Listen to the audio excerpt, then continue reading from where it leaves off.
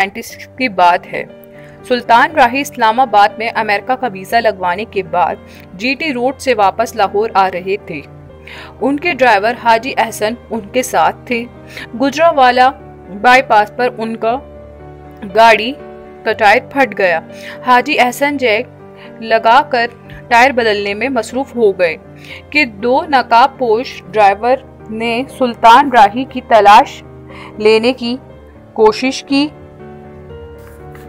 سلطان راہی ڈاکوؤں کے ساتھ گتھم گتھا ہو گئے۔ ڈاکو نے گھبرا کر فائر کر دیا۔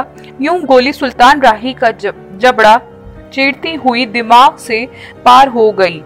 ڈاکو فرار ہو گئے اور حاجی احسن مختلف گاڑیوں کو روکنے کے لیے اشارہ کرتے رہے مگر کوئی بھی گاڑی نہ رکی۔ حاجی احسن نے کسی نہ کسی طرح قریبی پیٹرول پمپ پر پہنچ کر پولیس کو واقعے کی اطلاع دی۔ سلطان راہی کے جسد خاکی کو ڈویژنل ہیڈ کوارٹر اسپتال پہنچا دیا گیا۔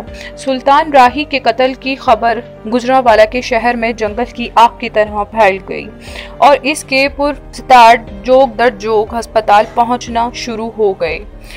پوسٹ مارٹم کے بعد سلطان راہی کی لاش لاہور منتقل کر دی گئی۔ ان کے اہل خانہ امریکہ میں تھے۔ ان کے آنے کا انتظار کیا گیا اور 14 جنوری 1996 کو انہیں لاہور میں شاہ ستمس قادری کے مزار کے احاطے میں سپرد خاک کر دیا گیا۔